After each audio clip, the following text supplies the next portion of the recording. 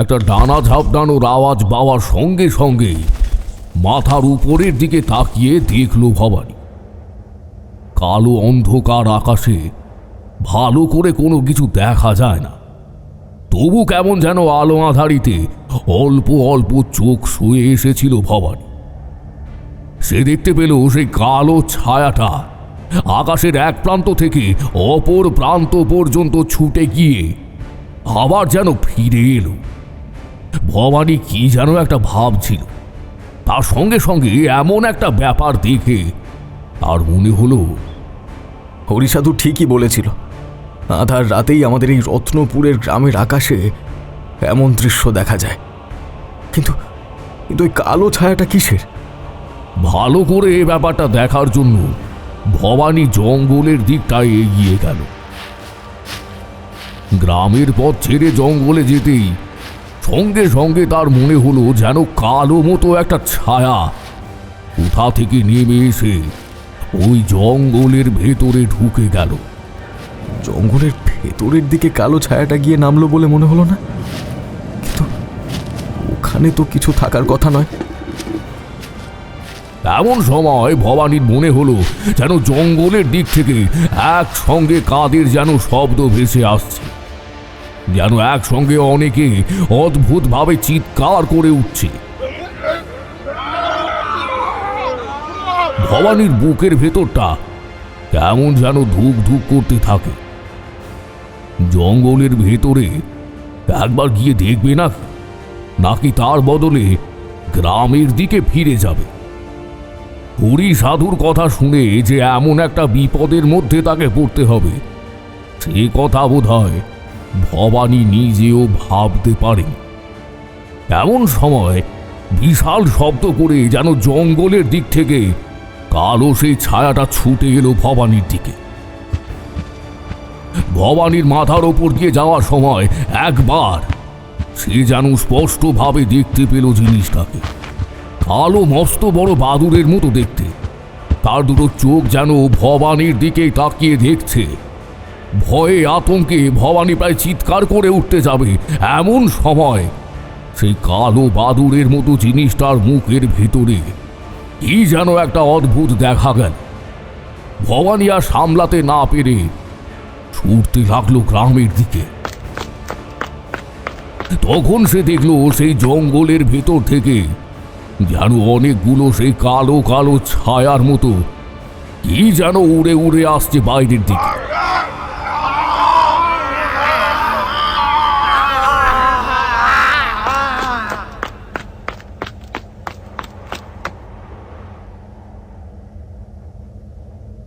হরিসাধু বলেছিল এই জঙ্গলের ভিতরে কেউ একটা আছে। ভবানীর বারবার মনে পড়ে যাচ্ছিল হরি সাধুর বলা সেই কথাগুলো। হরি সাধুও বলেছিল, যে রাতে আকাশে চাঁদ থাকবে অথচ কালো মেঘে ঢেকে থাকবে চারপাশটা, সেই রাতে ওই জঙ্গলে যাবে। ওখানে গিয়ে এমন কিছু হয়তো পেতে পারো যা তোমার জীবন বদলে দেবে। তবে সাবধান, জঙ্গলে ঢোকার আগে সবকিছু দেখে শুনে তারপর ঢুকবে। ভবানী ছুটতে ছুটতে একবার পেছনের দিকে তাকালো। কালো কালো সেই ছায়াগুলো যেন চারপাশের আকাশে বাতাসে ছড়িয়ে পড়তে শুরু করেছে। শুধু একটা কালো সেই মস্ত বড় বাদুড় যেন তাকে লক্ষ্য করে মাথার উপর চক্কর খেতে খেতে তার বাড়ির দিকে এগিয়ে চলেছে। হরিসাধু মিথ্যে কথা বলার মানুষ নয়, কিন্তু কিন্তু এটা আমার সঙ্গে কি হলো? কালো কালো বাদুড়টা কি আমার সঙ্গে আমার বাড়ি পর্যন্ত গিয়ে পৌঁছাবে নাকি? কথাগুলো ভাবতে ভাবতেই ভবানী বাড়ির কাছ পর্যন্ত চলে এলো। তার বাড়ির বাঁশের বেড়ার দরজাটা খুলে উঠোনের মধ্যে ঢুকেছে, এমন সময় যেন সেই কালো বাদুড়টা ধারালো নৌকোয়ালা দুটো হাত দিয়ে প্রচন্ড ধাক্কা দিল ভবানীকে। ভবানী ছিটকে গিয়ে পড়ল উঠোনের উপরে। স্পষ্ট বুঝতে পারছে তার মাথার কাছ দিয়ে রক্ত বেরিয়ে আসছে। ভবানীর পড়ে যাওয়ার শব্দ শুনে ঘরের ভেতর থেকে ছুটে বেরিয়ে এসেছিল ভবানীর বউ রমা। ওরকম ভাবে পড়ে থাকতে দেখে চিৎকার করে রমা বলে উঠল,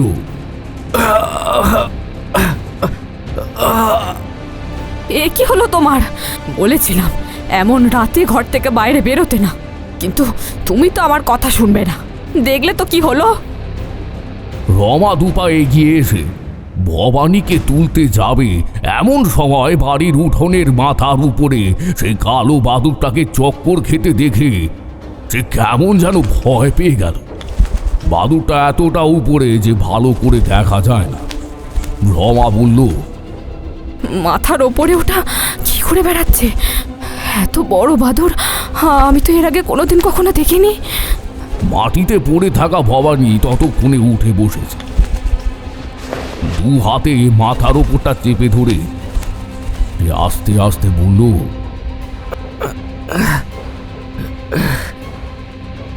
ওটা ওটা সাধারণ কোনো বাদুর নয়, জঙ্গলের ভেতর থেকে ওটা বেরিয়ে এসেছে। এমন এমন অনেকগুলো কালো বাদুর সেখানে সেখানে ছিল। তুমি তুমি এখনই ঘরে চলে যাও। তুমি তুমি ওখানে যেও না, আমি বলছি তুমি তুমি ওখানে যেও না। এই কালো বাদুরটার সাদা দুটো চোখ যেন ততক্ষণে রমাকে আকৃষ্ট করে ফেলেছে। মোহাচ্ছন্নের মতো রমা সামনের দিকে এগোতে লাগল। ভবানী দেখতে পেল কালো বাদুরটা ডানা মেলে নিচের দিকে বেশ খানিকটা নেমে আসতে শুরু করেছে। কিন্তু ওটা কি? কালো বাদুরের পা দুটো যেন মানুষের মতো আস্তে আস্তে কালো পায়ে পরিণত হচ্ছে। আর ভবানী বুঝতে পারল ব্যাপারটা খুব একটা ভালো হচ্ছে না। সে মাটি থেকে ছিটকে উঠে দ্রুত রমার গায়ের উপর ঝাঁপিয়ে পড়ল। ঠিক তখন কালো বাদুরটা নিজের দুটো পা সামনের দিকে তুলে রমার গায়ের উপর ঝাঁপিয়ে পড়েছে। কিন্তু ভবানীর জন্য সে লক্ষ্যভ্রষ্ট হল। রমার জ্ঞান যেন সঙ্গে সঙ্গে ফিরে এলো। একটা আকাশ বাতাস বিদীর্ণ করে কালো বাদুরটা মাটি থেকে উঠে ভাসতে ভাসতে মিলিয়ে গেল অন্ধকারে। কিন্তু তার আগে একটা ব্যাপার দেখতে পেয়েছে ওরা। তার মুখ থেকে বেরিয়ে আসা দাঁতগুলো যেন হঠাৎ করে বড় হয়ে গিয়েছিল।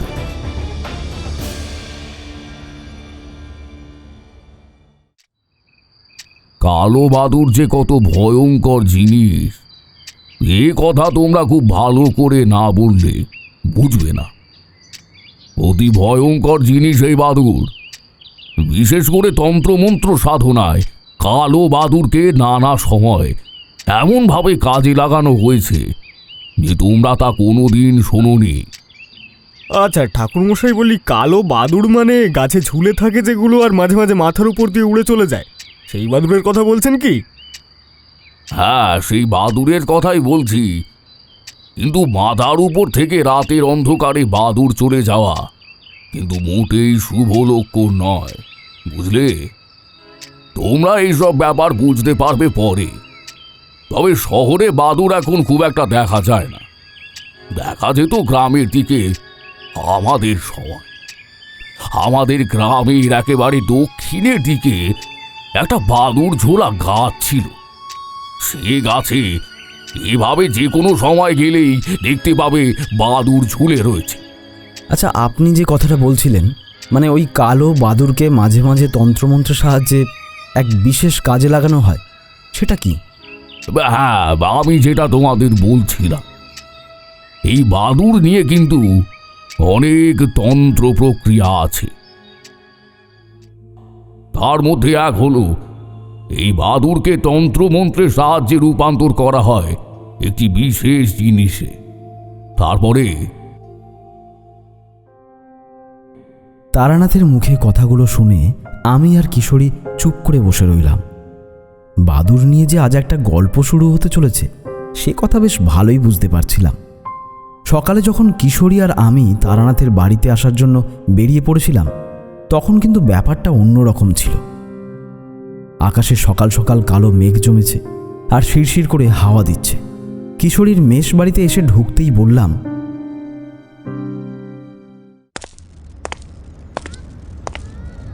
আজ অনেক দিন পর পরিবেশটা কিন্তু এমন হয়েছে। বোধহয় তারানাথের বাড়িতে যাওয়ার গুণেই হোক কিংবা মেঘলা আকাশের জন্যই হোক, আজ আবহাওয়াটা বেশ ফুরফুরে হয়ে রয়েছে। আর বলো না, পারলে সন্ধ্যের দিকে আমাদের মেজবাড়ির ওই যে দেবানন্দ চক্রবর্তী এই নামক এক ভদ্রলোক আছে, বুঝলে? বাড়ি ফেরার সময় এক কালো বাদুড়ের হাতে ভদ্রলোক বেশ নাকাল হয়েছেন। সে কি, বাদুড় মানে ওই উল্টো হয়ে ঝুলে থাকা কালো কালো ছোট ছোট ডানাওয়ালা বাদুড় তো? কিন্তু তার হাতে নাকাল হতে হলো কেন? আরে সেটাই তো আশ্চর্য ব্যাপার ভায়া। দেবানন্দবাবুকে যতই জিজ্ঞাসা করা হয় না কেন, তিনি কোনো কথাই বলতে চান না।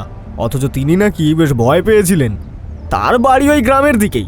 তিনি কাল রাতে সেখান থেকেই ফিরছিলেন। আর গ্রাম থেকে তো এই শিয়ালদহ স্টেশন পর্যন্ত একটা সোজা ট্রেন রয়েছে, তাও আবার নাকি রাতের দিকে শেষ ট্রেন।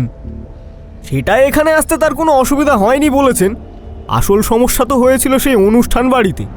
সেখান থেকে এখানে আসার সময় তাকে বাদুড়ের হাতে বেশ নাকাল হতে হয়েছে। তার গোটা শরীরে কাটা ছেঁড়া এবং ছোটোখাটো কিছু কামড়ের চিহ্ন পর্যন্ত রয়েছে। ভদ্রলোকের জ্বর পর্যন্ত এসে গেছিল, বুঝলে? বলো কি, এত কিছু হয়েছে? আচ্ছা একটা কথা বলো তো আমায় ভালো করে, এই ভদ্রলোক কি ভীতু প্রকৃতির মানুষ, নাকি মানে ভয় পান এরকম কিছু? আসলে যারা ভয় পায় তারা কিন্তু এমন কিছু সম্মুখীন হয়। আমার কথা শুনে কিশোরী যেন কি একটা ভাবলো, তারপর বলল, তুমি ঠিকই বলেছ, ভদ্রলোক একটু হলেও ভীতু প্রকৃতির আছেন, কিন্তু তাই বলে তার সঙ্গে এমন কিছু একটা হবে? আরে সেটাও ঠিক আছে, তাই বলে বাদুড় কি সত্যি সত্যি এমন কিছু করতে পারে না কি গো? আসল ব্যাপারটা আমার ঠিক জানা নেই, বাদুড়ের কথা আগেও শুনেছি। তবে বুঝতে পারছো কি যে এখন কলকাতা শহরের এদিকে ওদিকে বাদুড় খুব একটা দেখা যায় না। যাও দেখা যায় তা ভিতরের দিকে, আমাদের কাজ পর্যন্ত এসে পৌঁছায় না। আমরা গিয়ে তারানাথের কাছে এ বিষয়ে জিজ্ঞাসা করি, উনি হয়তো এ বিষয়ে ভালো করে অনেক কিছুই বলতে পারবেন। আমার যা মনে হয়েছিল তাই বললাম। এরপর একটা পাসিং শোয়ের প্যাকেট কিনে নিয়ে আমরা যখন তারানাথের বাড়িতে এসে পৌঁছালাম, তখন দেখি আজ তার খদ্দের জুটেছে। আকাশে কালো মেঘটা মাঝে মাঝে গুড়গুড় করে উঠছে। আমরা দাঁড়িয়ে রইলাম উঠোনের এক পাশে। ওদের ঠিক চলে যাওয়ার পর তারানাথের তক্তপোষের কাছে এগিয়ে গিয়ে কিশোরী বলল, তা বেশ ভালোই হয়েছে, আজ খদ্দের জুটলো বলে মনে হচ্ছে। কি ঠাকুর মশাই, আপনার তো দেখছি দিন বদলাতে শুরু করে দিয়েছে। সেই যে সমস্ত দিন ছিল, এমন দিন কি আর কখনোই ফিরে আসবে? ফিরে আসবে না। বাড়ির সামনে তখন প্রচুর গাড়ির লাইন লেগে থাকতো।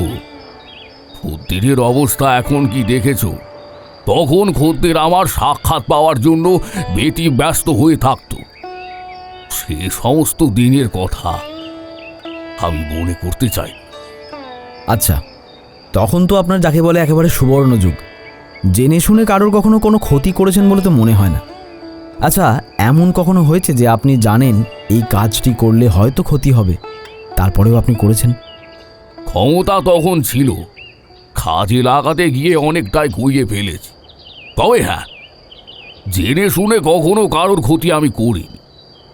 তবে পৃথিবীতে এমন কোনো মানুষ নেই যে কখনো কারোর ক্ষতি করেনি। আসলে তুমি যে কাজই করো না কেন, তাতে কারোর না কারোর কখনো না কখনো কোনো ক্ষতি হয়ে থাকবেই। তবে হ্যাঁ, জেনে শুনে কারোর ক্ষতি না করলেই হলো। আমি কিন্তু সেটা করিনি। হ্যাঁ, যে কথা বলছিলাম, মানে ওই বাদুড়ের কথা। বাদুড় আপনি নিশ্চয়ই দেখেছেন গ্রামে গঞ্জে। বাদুড়ের কথা শুনে তারানাথ কেমন যেন চমকে উঠল। তারপর বাইরের দিকে তাকিয়ে বলল, বাদুড় তো দেখেছি। আমাদের গ্রামে তো এক সময় একটা বাদুড় ঝোলা গাছ ছিল। তাছাড়া নানা গ্রামে বিভিন্ন সময় ওই জন্তুদের সঙ্গে আমার কিন্তু বেশ পরিচয় হয়েছে। তবে বাদুড় কিন্তু এক ভয়ানক জিনিস। এভাবে কথায় কথায় তারানাথ বাদুড় নিয়ে একটা গল্প বলার জন্য গুছিয়ে বসল। সিগারেটে সে টান দিয়ে চলেছে। আমরা বাইরের দিকে তাকিয়ে বোঝার চেষ্টা করছি কখন বৃষ্টি নামবে। একটু পরেই মৌনতা কাটিয়ে তারানাথ বলতে শুরু করল, অনেক বছর আগের কথা। তা যাকে বলে মোটামুটি ধরতে পারো আমার বিবাহের আগের কথা। মধুসুন্দরী দেবীর সঙ্গে তখনও আমার সাক্ষাৎ হয়নি। পথে ঘুরতে ঘুরতে গিয়ে পড়লাম একটা নদীর কাছে।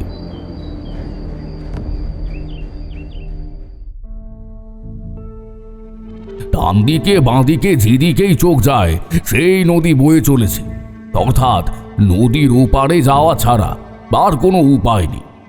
নৌকা রয়েছে এপার ওপার চলাচলের জন্য। সে নৌকায় করে লোক পার করছে মাঝি। একটা নৌকা এসে আমার সামনে যখন থামলো তখন বেশ কয়েকজন লোক উঠল। বেশ বড় নৌকা, আমিও উঠে বললাম। সঙ্গে পয়সা নেই, তবে ওঠার সময় মাঝি ভাইকে সে কথা বলতেই সে হেসে মাথা নাড়িয়েছিল, অর্থাৎ পয়সা দিতে হবে না। গ্রামে গঞ্জে তখন এমন মানুষ ছিল, তবে এখন তা দেখা যায় বলে তো আর মনে হয় না। যাই হোক, মাঝি নৌকো চালাতে শুরু করল।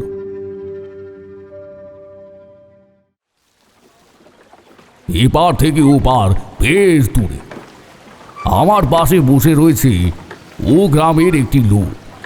কথায় কথায় জানতে পারলাম সে গ্রামের নাম রত্নপুর, আর যে লোকটি আমার পাশে বসে রয়েছে তার নাম ভবানী। হরিসাধুর খোঁজ করলাম, কিন্তু তাকে কিছুতেই খুঁজে পেলাম না। হরিসাধুকে যে বড় প্রয়োজন ছিল। তার দিকে তাকিয়ে দেখলাম মুখটা কেমন যেন বিষণ্ণ হয়ে রয়েছে। বললাম, কি হয়েছে বলো তো? তোমার মুখটা কেমন যেন বিষণ্ণ হয়ে রয়েছে। তাছাড়া হরিসাধুর খোঁজ করছো যে, দীক্ষা নিতে চাও নাকি? পরে জেনেছিলাম তার নাম ভবানী। সে আমার দিকে মুখ তুলে তাকিয়ে সামান্য হেসে বলল, না, সাধু বাবার সঙ্গে দেখা করেছিলাম। উনি একটা কথা বলেছিলেন, তারপর থেকেই আমাদের জীবনটা কেমন যেন বদলে গেছে। সবার সামনে বলতে মন সায় দেয় না। আপনাকে আস্তে আস্তে বলি, আমার বউটা কেমন যেন আস্তে আস্তে বদলে যাচ্ছে।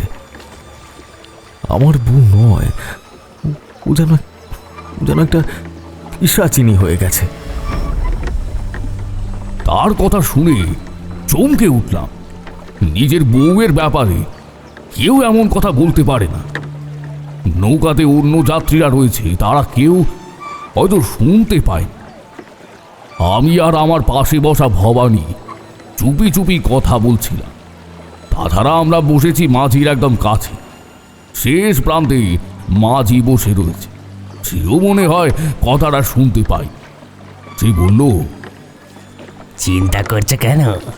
হরিসাধুর দেখা পেলেই আমি তোমার কাছে পাঠিয়ে দেব।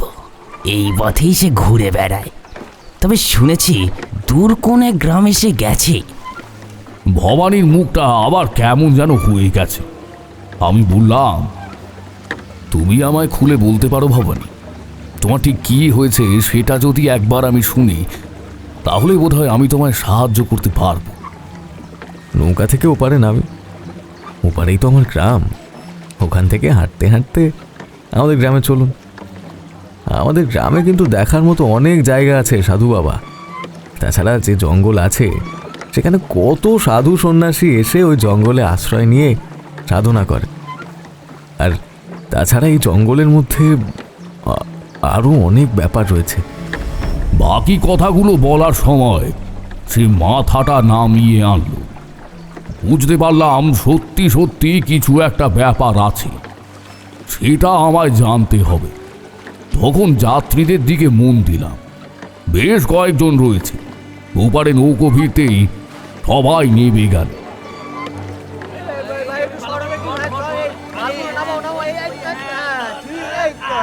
দেখলাম ভবানীকে টাকা দিতে হলো না, আর আমার ভাড়া তো আগেই মুকুব করে দিয়েছিল মাঝি ভাই। বুঝলাম মাঝির সঙ্গে ভবানীর সম্পর্ক ভালো। হয়তো পরে টাকা দিয়ে দেবে, কিংবা তাকেও আমার মতন টাকা দিতে হয় না। যাই হোক, ভবানীর সঙ্গে উঠে গেলাম। নদীর ঘাট থেকে উঠে এসে একটা রাস্তা উপরে গ্রামের দিকে চলে গেছে। এখান থেকে একদিকে গ্রামের রাস্তা আর অন্যদিকে ধানের জমি। সেই পথ ধরে আমি ভবানীর সঙ্গে উঠে গেলাম গ্রামের দিকে। ভবানী বলতে লাগলো, সাধু বাবা, একটা কথা বলছি। সেই হরিসাধু আমাদের এদিকে শ্মশানে মশানে ঘুরে বেড়ায়। আমার দিন খুব একটা ভালো যাচ্ছিল না। চাষের কাজে হাত দিলে তাতেও সমস্যা, ফসল ঘরে তুলতে পারি না। নদীতে মাছ ধরার কাজ ধরলে নৌকাতে নানা রকম সমস্যা দেখা দেয়। যে কাজেই হাত দিই না কেন সে কাজেই বিপদ। এমন অবস্থার মধ্যে হরিসাধুর সঙ্গে যেদিন দেখা হলো, সেদিন হরিসাধুকে আমার বিপদের কথা খুলে বললাম। সে বলল, যে রাতে আকাশে চাঁদ উঠবে অথচ অন্ধকার হয়ে থাকবে চারপাশটা, সেই রাতে ওই গ্রামের শেষের জঙ্গলটার মধ্যে যেও। ওখানে এমন কিছু পাবে যা তোমার জীবন বদলে দেবে।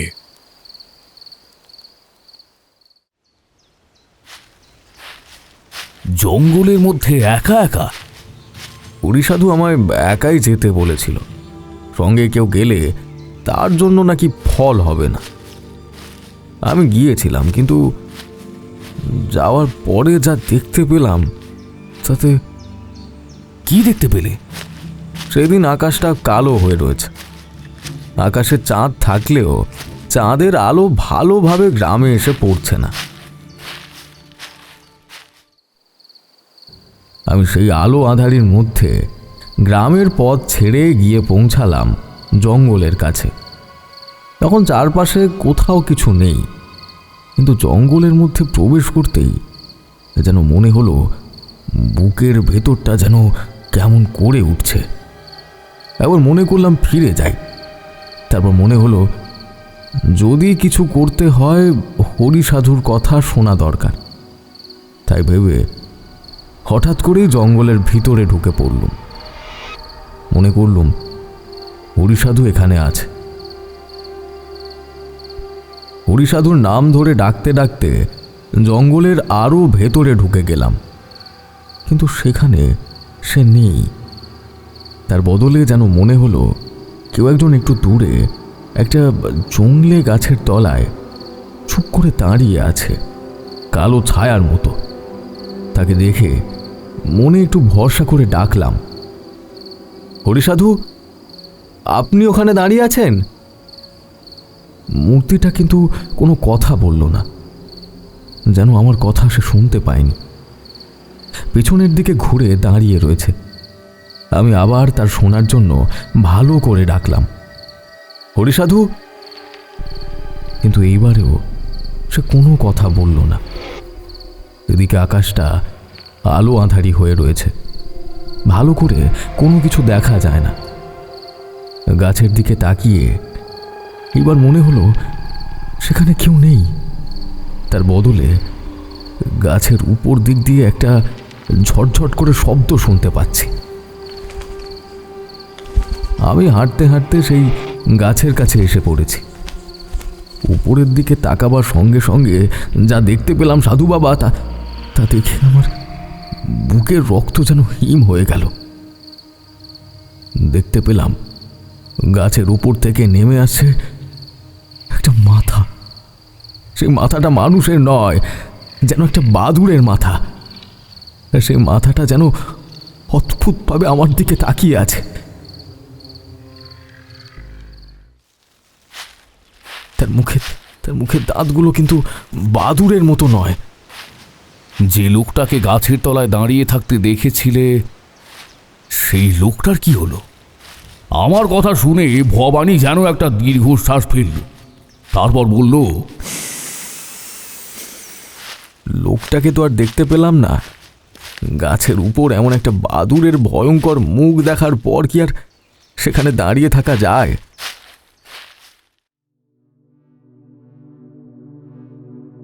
আমি তাই তাড়াতাড়ি সেখান থেকে উঠে পড়লাম।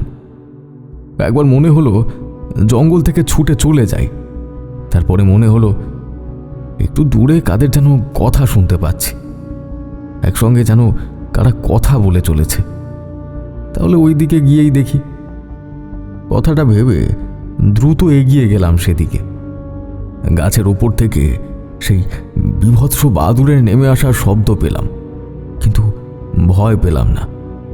তখন যদি ভয় পেয়ে সেখান থেকে চলে আসতাম তাহলে হয়তো এমন কিছু আর দেখতে হতো না। সাধু বাবা, এরপরে যা দেখলাম তা দেখার জন্য আমি মোটেই প্রস্তুত ছিলাম না।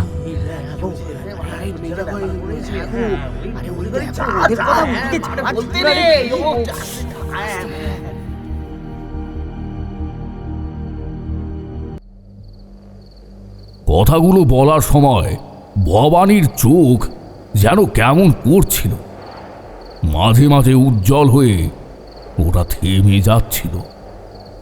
আমি তাকে কিছু বলার আগে সে আবার নিজেই বলতে শুরু করল।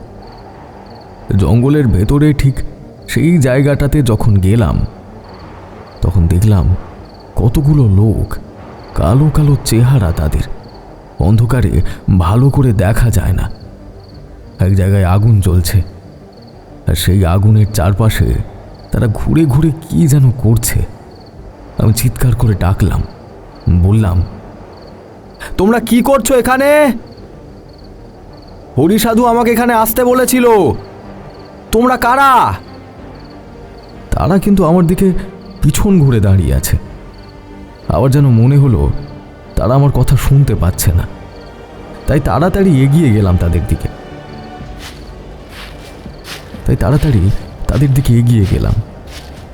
কালো মতো একটা মানুষের গায়ের উপর হাত দিয়ে তাকে ডাকতে যাব, এমন সময় তার মাথাটা যেন নিজে থেকে ঘুরে গেল আমার দিকে।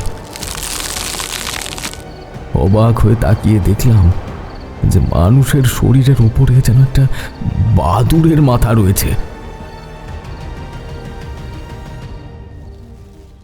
সর্বনাশ! এত সাহস করে তুমি জঙ্গলের মধ্যে গেলেই বা কেন?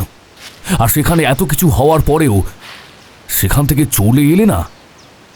ঘরে চাল বাড়ন্ত, পরদিন কি খাবো ঠিক নেই সাধু বাবা। এই দেখলেন না, নদীতে আসার সময় মাঝি ভাই আমার থেকে পয়সা নিল না। পয়সা দেবো কি করে? তাহলে এপার ওপার করতে পারি। ওপারে গেছিলাম এক চেনা পরিচিতর কাছে, যদি কিছু পয়সা পাওয়া যায়, কিন্তু সে খালি হাতে ফিরিয়ে দিলে। ভবানীর কথা বলতে বলতে গলা ধরে এসেছিল। বোধহয় নিজের অক্ষমতার কথা আর সে বলতে পারছিল না। বললাম, তোমার যে খারাপ সময় চলছে সে আমি বেশ ভালোই বুঝতে পারছি। চিন্তা করো না, ভালো সময় আসবে খুব শিগগিরই। এভাবে ভেঙে পড়লে হবে না, আর কিছুদিন ধৈর্য ধরো, তারপর দেখবে। ধৈর্য ধরতে গিয়েই তো জঙ্গলের মধ্যে অমন বিপদে পড়েছিলাম। তখনও সেখান থেকে পালিয়ে আসেনি সাধু বাবা। বারবার মনে হচ্ছিল আর একটু সময় গেলেই হয়তো হরিসাধুকে দেখতে পাবো। তাই সেখান থেকে ছুটে বেরিয়ে অন্যদিকে চলে গেলাম। আর ঠিক তখনই মনে হলো মাথার উপর একটা কালো বড় ছায়ার মতো কিছু একটা দেখতে পেলাম। এতটা বলতে বলতেই আমরা চলে এসেছিলাম ভবানীর বাড়ির কাছে। বাড়ির গেট খোলার শব্দ শুনে তার স্ত্রী বাইরে বেরিয়ে এলো। তার নাম রমা। ভবানীর সঙ্গে আমায় দেখে সে বলল, তুমি যাকে সঙ্গে করে এনেছো উনি কে?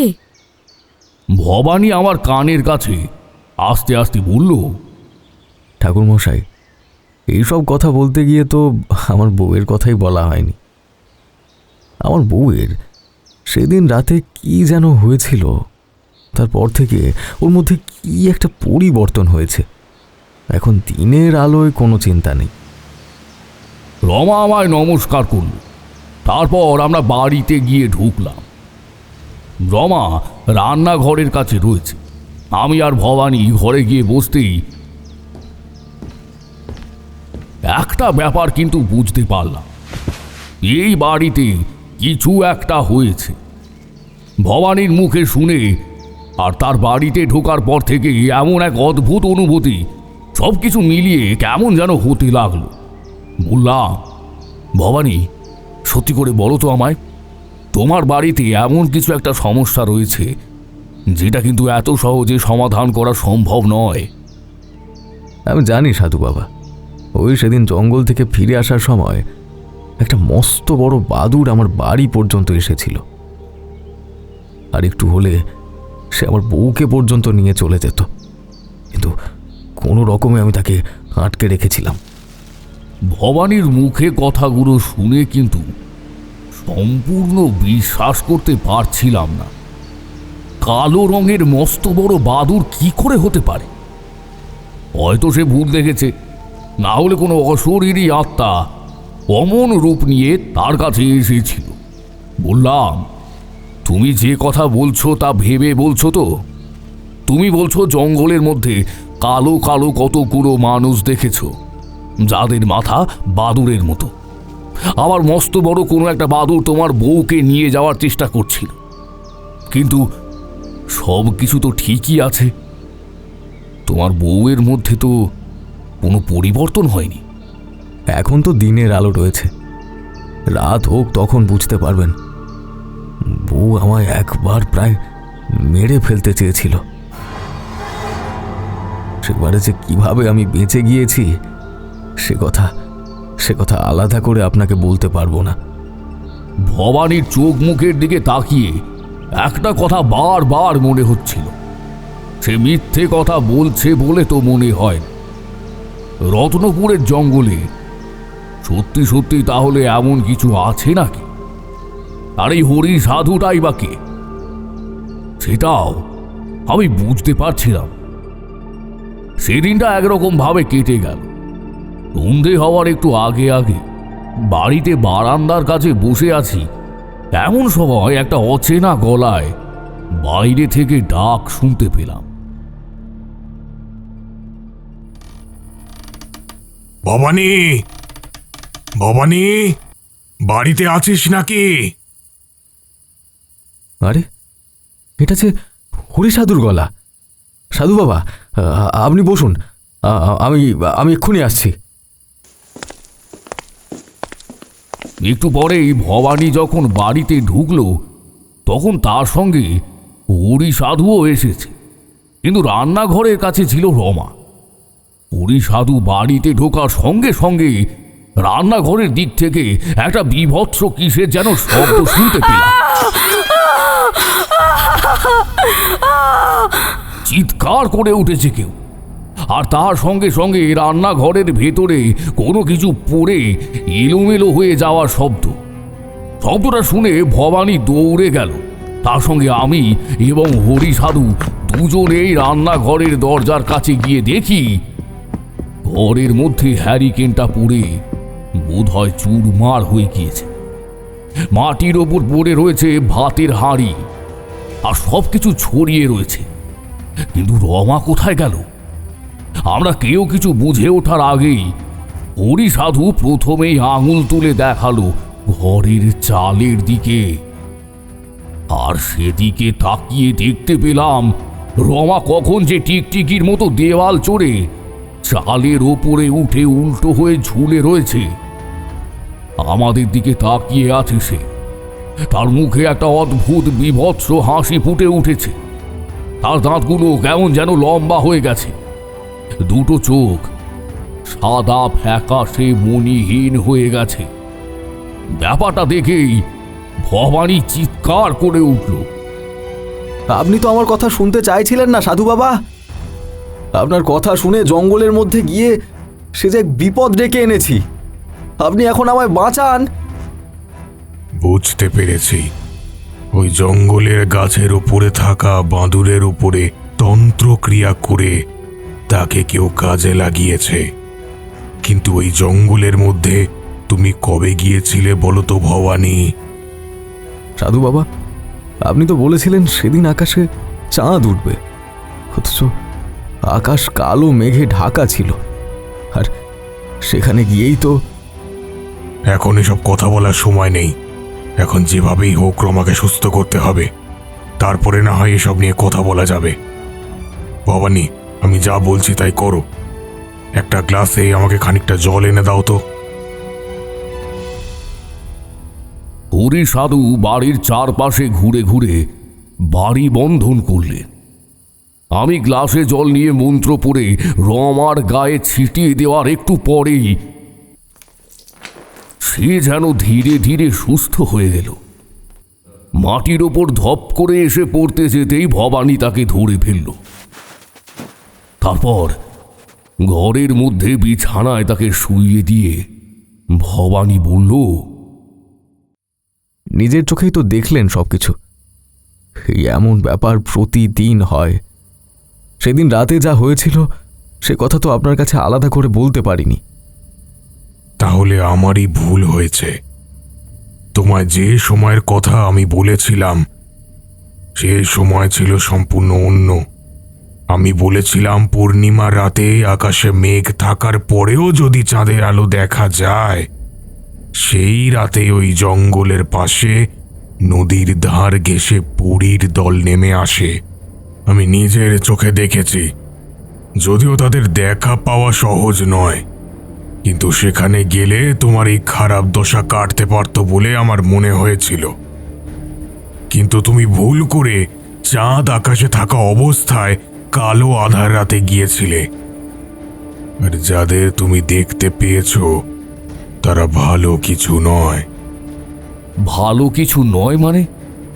আর এমন মস্ত বড় কালো বাদুড়ের মতো ওরাই বা কি? সেই কথা বলতে গেলে অনেক সময় লাগবে তারানাথ। আজকে রাতে তোমাদের সেই কথা বলবো, কিন্তু এখন অনেক দূর থেকে হেঁটে এসেছি, বড্ড খিদে পেয়েছে। তবে রমার আজ রাতে আর কোনো ক্ষতি হবে না। এই লাল সুতোটা ওর হাতে বেঁধে দাও। আর একটা কাজ করো, রাতের খাবারের আয়োজন করে ফেলো। খাওয়া দাওয়া শেষ করে তোমাদের সেই কথা বলছি।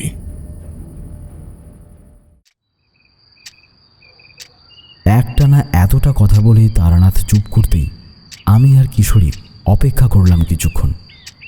কিশোরী ধীরে ধীরে বলল, আচ্ছা, তার মানে ওই রত্নপুরের ওই জঙ্গলের নদীর ধারটায় ওখানে পরীর দল নেমে আসতো, তা আবার পূর্ণিমার রাতে, আর সেটা হরিসাধু জানতো?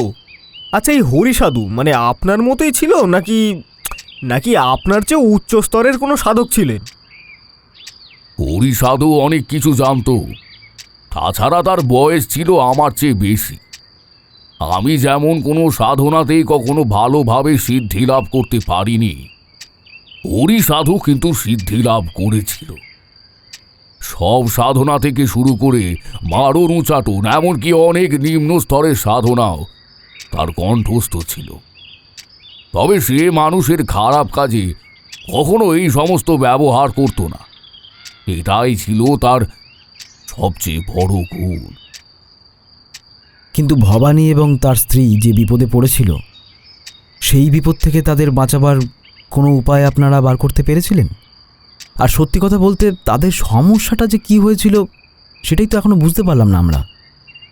আমিও কি আর তখন বুঝতে পেরেছিলাম? তবে সব কিছুর মধ্যে রত্নপুরের জঙ্গল এবং হরি সাধুর যে একটা ভূমিকা আছে সেটা ভালোই জানতে পেরেছিলাম।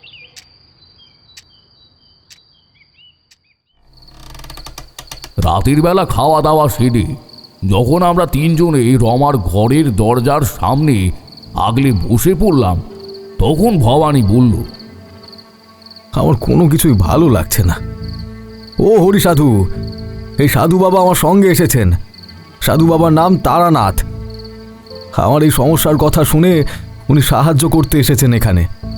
এখন আপনি বলুন, এই বিপদ থেকে আমি কিভাবে উদ্ধার হব? দেখো, আমি অনেক সময় ওই জঙ্গলে এবং আশেপাশের সমস্ত কিছু নিয়ে তন্ত্র সাধনা এবং চর্চা করেছি। তাতে আমি জানি এই রত্নপুরের জঙ্গল এবং নদীর আশেপাশে এমন অনেক কিছু আছে যা অন্য কোথাও নেই।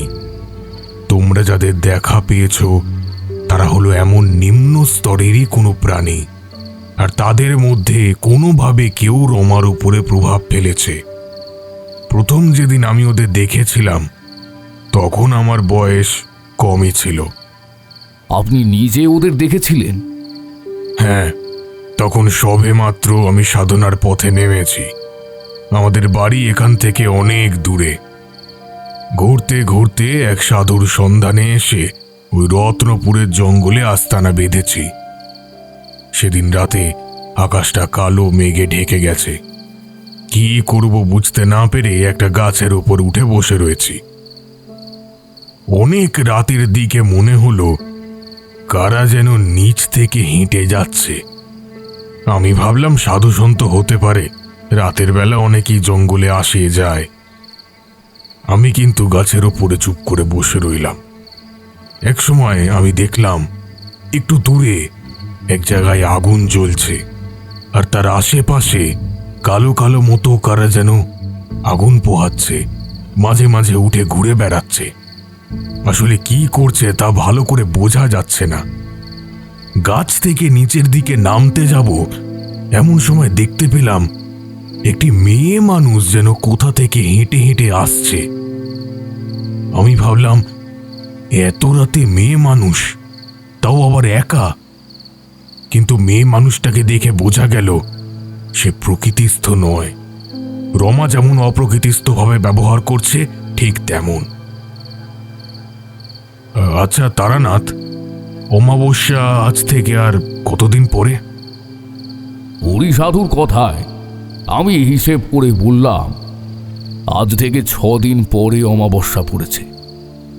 সেদিন ছিল অমাবস্যা। অমাবস্যা বলে অন্ধকারে ভালো করে কোনো কিছু দেখাও যায় না। কিন্তু জঙ্গলের মাঝখানে আগুন জ্বলছিল বলে মেয়েটাকে আমি দেখতে পেলাম। এরপরে যে কি হলো তা তোমরা বিশ্বাস করবে না। মেয়েটা সোজা হাঁটতে হাঁটতে সেই জ্বলতে থাকা আগুনের মধ্যে গিয়ে বসে পড়ল। দাউ দাউ করে তার গোটা শরীরটা জ্বলতে শুরু করলো। এমনই সময় যেন মেয়েটা বুঝতে পারল যে তার সাথে কি হচ্ছে।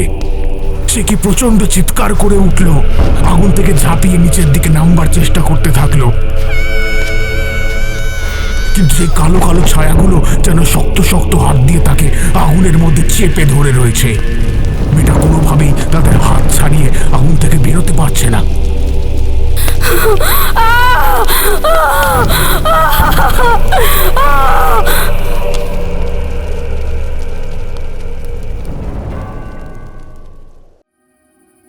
কিন্তু আগুনে সেই কালো কালো মূর্তিগুলোর কিছু হলো না। তাদের ক্ষমতা নেহাত কম নয়। নিম্ন স্তরের প্রাণী হলেও তাদের ক্ষমতা অনেক বেশি। আগুনের মধ্যে সেই মেয়েটির গোটা শরীর তারা পুড়িয়ে ফেলল। আর তারপর তারা কি করলো জানো? তারপর মেয়েটার সেই পুড়িয়ে ফেলা মাংস তারা একসাথে মিলেমিশে খেতে লাগলো আমার চোখের সামনে। এমন বীভৎস দৃশ্য আমি এর আগে দেখিনি। হয়তো নিজের চোখে না দেখলে কখনো বিশ্বাসও করতাম না। হরি সাধুর মুখে এমন অদ্ভুত কথা শুনে আমি আর ভবানী দুজনেই যেন পাথরের মতো থমথমে হয়ে গিয়েছি। হরি সাধুর মুখে যেন একটা অদ্ভুত হাসি ফুটে উঠেছে। তার সেই হাসির অর্থ এমন যে তোমরা জানোই না, এই তো অতি সামান্য ব্যাপার। তাই বললাম, যাদের তুমি সাধারণ কালো মস্ত বাঁদর ভেবে ভুল করছো, তারা আসলেই বাঁদর নয়, তারা অন্য কিছু। অমন বাঁদরের রূপ নিয়ে তারা থাকে। তবে সেই কালো মানুষের মাথায় যে বাঁদরের মাথা দেখতে পেয়েছ, সেটাই তাদের আসল রূপ। তারা প্রয়োজনে রূপ বদল করতে পারে, এমন ক্ষমতাও আছে তাদের, বুঝলে? কিন্তু আগুনে সেই কালো কালো মূর্তিগুলোর কিছু হলো না। হরি সাধু মাথা নাড়িয়ে বলল, তখন আমার ক্ষমতা ছিল না, কিন্তু এখন আছে। ওকে আমি নিয়ে যেতে দেব না। তবে এই কটা দিন ওকে একটু সাবধানে রেখো। এই কটা দিন ও ঘর থেকে বেরোবার চেষ্টা করবে না, একেবারে অমাবস্যার দিনে করবে। তারানাথ, এই কদিন তুমি এখানেই আছো তো? আমি মাথা নাড়িয়ে সম্মতি জানাতেই হরি সাধু যেন মনে মনে খানিকটা ভরসা পেয়ে গেল। আমায় বলল, তোমার মনে অনেক কৌতূহল আছে মনে হয়। বলো, যদি আমি পারি তাহলে তোমার মনের কৌতূহল নিরসন করব।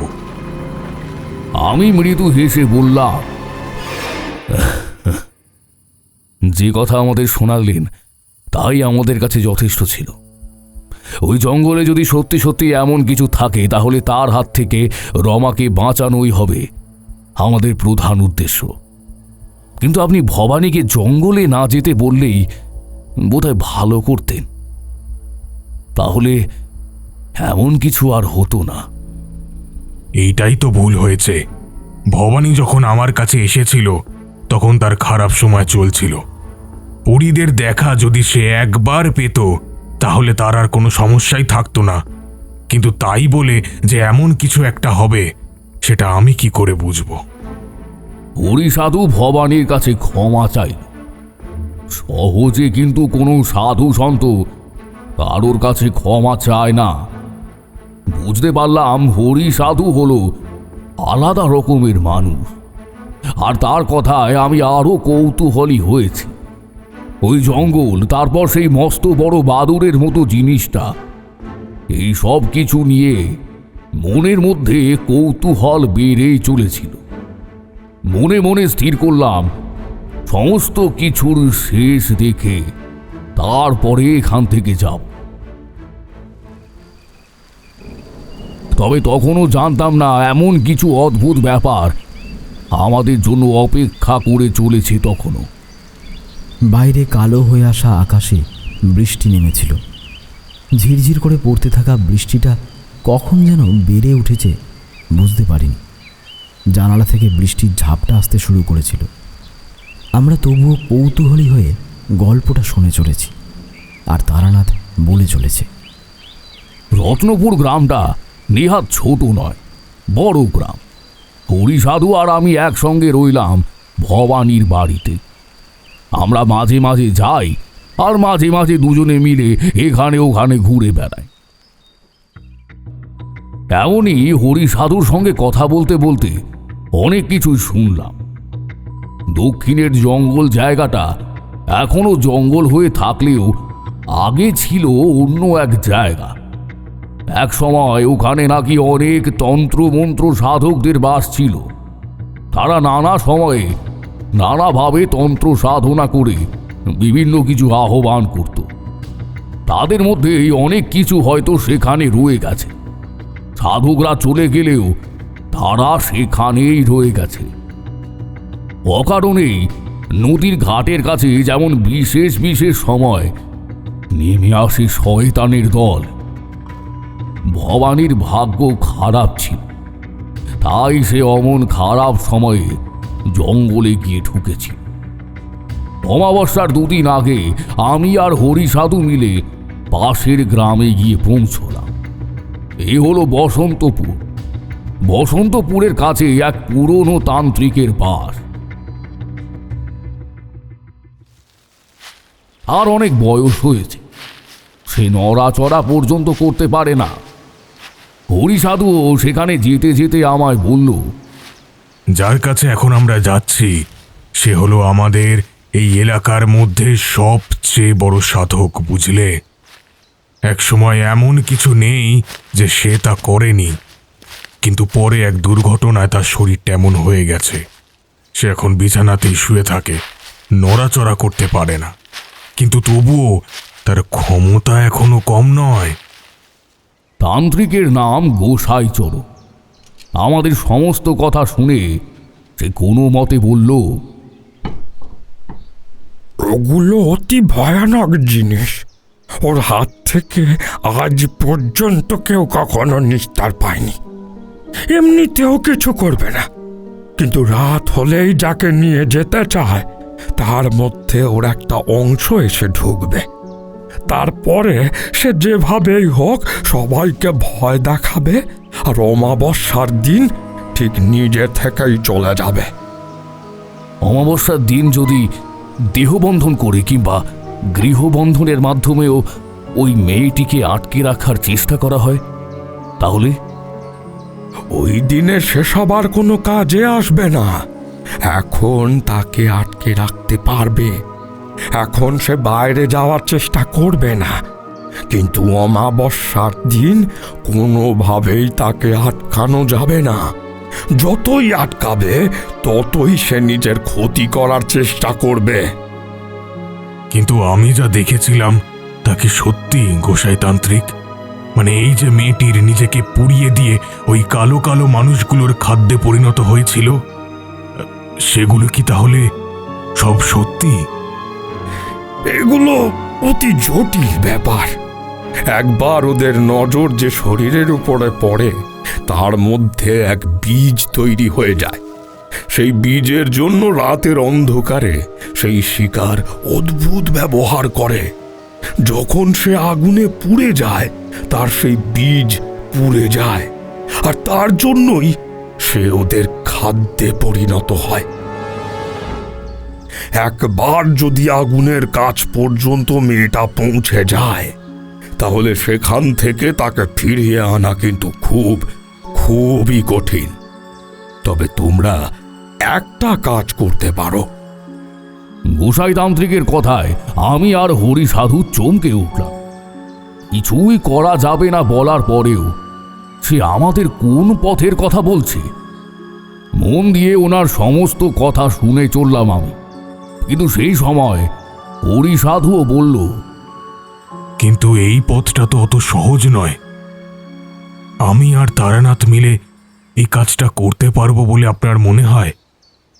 আরে পারবে, তোমরা নিশ্চয়ই পারবে। এতদিন অনেকবার এমন কিছু হয়েছে। এমনকি আমি নিজে একবার এমন সমস্যায় পড়েছিলাম, সেবারে আমি কিচ্ছু করতে পারিনি। তবে তোমরা দুজনে মিলে ঠিক ওই মেয়েটিকে বাঁচাতে পারবে, আমি জানি সেটা। গোসাইতান্ত্রিকের কথার জন্য হোক কিংবা ভবানীর এমন সরল সাদাসিধে ভালো মানুষের জন্যই হোক, আমরা ঠিক করলাম রমাকে বাঁচাবার একটা শেষ চেষ্টা করব। কিন্তু অমাবস্যার আগে পর্যন্ত তা কোনোভাবেই সম্ভব নয়। ধীরে ধীরে অমাবস্যা চলে এলো। এদিকে ভবানী যে অন্য কোনো ব্যবস্থা করেছে তা জানতাম না। হরি সাধুর সঙ্গে থাকার জন্য এই কদিন ভবানীর সঙ্গে বেশি কথা হয়। সেদিন সকালে ভবানীর বাড়িতে গিয়ে দেখি ব্যাগপত্র গুছিয়ে নিয়ে ভবানী আর রমা কোথায় যেন চলেছে। কি হলো ভবানী, এই সময় তুমি কোথায় চলেছ? রাত যে অমাবস্যা, আজ এখান থেকে চলে গেলে কি করে হবে? আপনাদের উপর ভরসা করে তো দেখলাম আপনারা কোনো কিছুই করতে পারছেন না। তাই যা করার আমাকেই করতে হবে। আমি রমাকে নিয়ে এখান থেকে অনেক দূরে চলে যাব, যাতে যাতে ওরা কেউ রমার কাছ পর্যন্ত আসতে না পারে।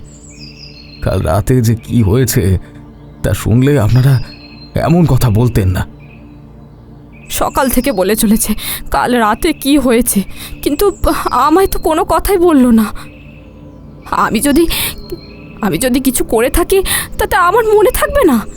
কাল রাতে তো আমি বেঘরে ঘুমিয়েছিলাম, কোনো কিছুই আমার মনে নেই। ঠিক আছে, আমাদের আগে বলো কি হয়েছে, তারপর যদি তোমার ইচ্ছে হয় তুমি এখান থেকে চলে যেও। ভবানী, একটা কথা শুনে রাখো, এখান থেকে যত দূরেই চলে যাও না কেন কোনো কিছুই কিন্তু করতে পারবে না। একবার যখন ওদের নজর রমার উপরে পড়েছে, তখন ওদের হাত থেকে দূরে যাওয়া এত সহজ নয়। তাহলে আমি কি করব বলুন তো? আমি তো কিছুই করতে পারছি না। চুপ করে এসব কিছু দেখাও তো যায় না। আপনি নিজে বলেছেন অমাবস্যার রাতে কিছু একটা হবে, তাহলে অমাবস্যার রাতের আগে যদি এমন ভয়ঙ্কর ব্যাপার ঘটতে পারে, তাহলে আজ রাতে যা হবে তা আমি সামলাতে পারবো না। আপনাদের কারোরই কোনো দেখা নেই, কেউ আমার কাছে আসছে না, তাহলে আমি কি করে ভরসা করব? তুমি বুঝতে পারছো না ভবানী, তোমার জন্যই আমরা গিয়েছিলাম। রমাকে বিপদ থেকে যাতে রক্ষা করা যায় সেই চেষ্টা করার জন্যই আমরা গিয়েছিলাম। এখন তুমি এভাবে চলে গেলে রমাকে আমরা বাঁচাতে পারবো না। দূরে গিয়েও তুমি রমাকে রক্ষা করতে পারবে না। তাই বলছি একটু ভরসা করো আর আমাদের কথা শোনো। ভবানী যেন একটু পরে আমাদের কথা বুঝল।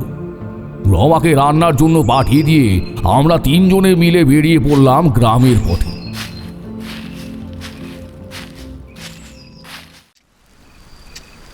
দক্ষিণের জঙ্গলের দিকেই হাঁটতে লাগলাম। হাঁটতে হাঁটতে ভবানী বলতে লাগলো কাল রাতের সেই ভয়ঙ্কর কথাটা। এই আচ্ছা, দাঁড়ান দাঁড়ান, গোসাই ঠিক আপনাদের কি কথা বললো এটা তো কই বললেন না। আরে মানে সে তো আপনাদের ওই রমাকে বাঁচানোর জন্য আরও কোন একটা পথের উপায় বাতলে দিয়েছিল, আর যেটা মোটেই সহজ ছিল না বললেন তো। এ কথা এখন বলবো না, বড় জটিল ব্যাপারটা। যদি ঠিক মতো করা না যেত তাহলে যে আমাদের কি হতো তুমি ভাবতে পারছো না। সে কথাও গোসাই তান্ত্রিকই বলেছি। আর একটা কথা, ওটা যথাসময় না বললে গোটা গল্পের ব্যাপারটাই তোমরা হয়তো বুঝতে পারবে না। গল্প তো প্রায় শেষ হয়ে এসেছে। অমাবস্যাতেই যা ঘটার তা ঘটেছিল। আচ্ছা, একটা কথা আমায় বলুন তো, এই ভবানী এখান থেকে যদি চলে গিয়ে অন্য কোথাও রমাকে নিয়ে যেত, তাহলে কি সত্যি সে তাকে বাঁচাতে পারতো না? এ হলো অতি ভয়ানক শক্তি। তার হাত থেকে বাঁচার জন্য জায়গা বদলিয়ে কোনো লাভ হবে না। তুমি মনে করো কোনো অতৃপ্ত আত্মা, কোনো শক্তি যদি তোমার কোনো ক্ষতি করতে চায়, তাহলে তুমি এইখান থেকে তোমার মাসির বাড়িতে গিয়ে তার হাত থেকে বাঁচতে পারবে। কিন্তু না, আর এখান থেকে দূরে চলে যাওয়া মানে আমাদের হাত থেকে সহজ একটা উপায় চলে যাওয়া।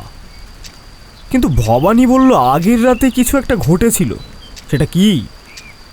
ভবানী বেশ ভয় পেয়েছিল, আর সেটা যে আগের রাতেই হয়েছে তা বুঝতে আমাদের বাকি রইল না। তবু সে আগের রাতের কথাটা বলতে শুরু করলো। আপনারা তো সেই যে চলে গেলেন, আর আপনাদের কোনো দেখা নেই। আমি একা একা যে কি করব কিছুই বুঝতে পারছিলাম না। এদিকে দিনের বেলায় কোনো কিছুই মনে থাকে না, রাত হলেই যে ওর মধ্যে কি পরিবর্তন হয়।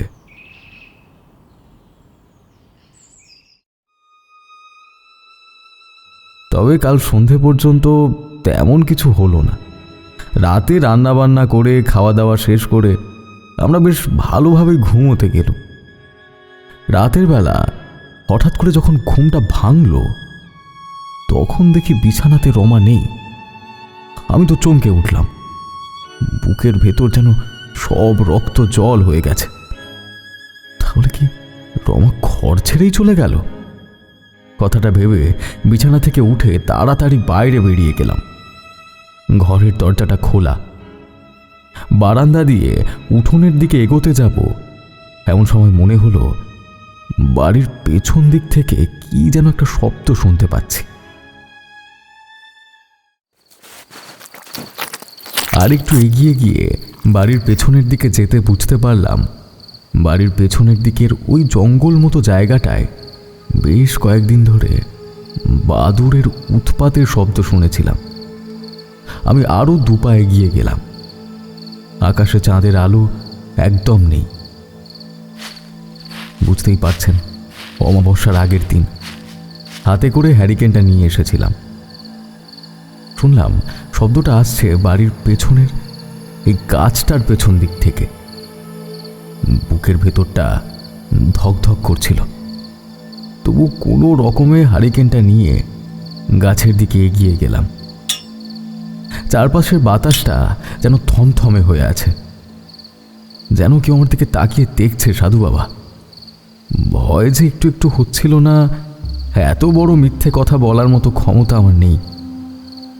ভয় পাচ্ছিলাম, তবু কাঁপা কাঁপা পায়ে সামনের দিকে এগোতে এগোতে রমার নাম ধরে ডাকছিলাম, কিন্তু রমা সেখানে নেই। অথচ গাছের পেছনে যে কেউ আছে সেটা বেশ স্পষ্টভাবেই বুঝতে পারছি। আমি আরেকটু এগোতে যাব, এমন সময় গাছের পেছন থেকে সে উঠে এলো। দেখতে পেলাম একটা ইঁদুরের ছেঁড়া মাথা যেন তার মুখের ভেতরে রয়েছে। রমা যে শাড়িটা পরেছিল সেই শাড়িটাই রয়েছে, কিন্তু তার মুখটা এমন হলো কি করে? রমার মুখের ভেতরের পাশ থেকে লম্বা লম্বা দুটো সাদা দাঁত বেরিয়ে এসেছে। বাকি দাঁতগুলো কেমন যেন ছুঁচালো। তার চোখটা যেন সাদা ফ্যাকাশে, মণিহীন। রমা ওই অবস্থায় আমায় দেখতে পেয়ে অদ্ভুতভাবে আমার দিকে তাকিয়ে হেসে বলল,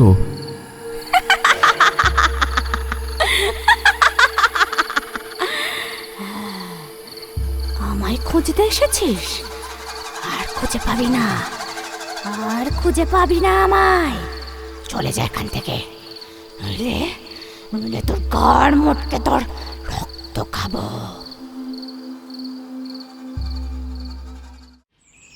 রমার মুখে এমন কথা আমি এর আগে কখনো শুনিনি। বিশ্বাস করুন, এর আগে শুনতে পেতাম রমার মধ্যে এমন পরিবর্তন হতো, কিন্তু কাল রাতে তার মুখে এমন একটা কথা শুনে আমি কিন্তু খুব অবাক হয়ে গেলাম। ভবানীর মুখে এমন কথা শুনে আমি হরি সাধুর দিকে তাকালাম। হরি সাধুর মুখে একটা ম্লান হাসি ফুটে উঠে তারপর মিলিয়ে গেল। আমি কোনো রকমে রমাকে চাপটে ধরতে গেলাম, আর হারিকেনটা মাটিতে নামিয়ে রেখে চিৎকার করে তাকে কিছু একটা বলতে যাব, কিন্তু তার আগেই সে যেন আমায় প্রচণ্ড একটা ধাক্কা দিল। তার হাতে লেগে থাকা রক্ত আর ইঁদুরের পেট থেকে বেরিয়ে আসা নাড়ি ভুঁড়ির গন্ধে সবকিছু কেমন যেন অদ্ভুত লাগছিল। সে সব কিছু বাদ দিয়েও আমি রমাকে ধরতে গিয়েছিলাম, কিন্তু প্রচণ্ড ধাক্কা খেয়ে ছিটকে গিয়ে যখন পড়লাম তখন তখন মনে কেমন যেন ভয় চলে এলো। রমা ছুটে এসে একটা পা দিয়ে আমায় মাটির সঙ্গে ঠেসে ধরে দাঁড়ালো। বলল, খবরদার, খবরদার, ছবি না আমাকে। তোকে মারতে আমার বেশি সময় লাগবে না। মেরে ফেললে কিন্তু আমি তোমার কোনো ক্ষতি হতে দেব না। তোমায় এমনভাবে দেখতে পারছি না এতদিন ধরে। কাল সকাল হলেই আমি তোমায় নিয়ে চলে যাব এখান থেকে। তোমায় আর এখানে থাকতে হবে না রমা। আমার কথা শুনে রমা দুটো হাতে আমার গালটা চেপে ধরল। যেন মনে হলো গলা চেপে ধরেই আমায় মেরে ফেলবে, কিন্তু সেই অবস্থায় আমার মুখের একদম সামনে নিজের মুখটা নিয়ে এলো। মুখ থেকে ইঁদুরের রক্ত টপ টপ করে পড়ছে। সে বলল, আসতে চাইলে চলে যা এখান থেকে, চলে যা বলছি। আমি আছি এখানে, আমার ক্ষতি কেউ করতে পারবে না।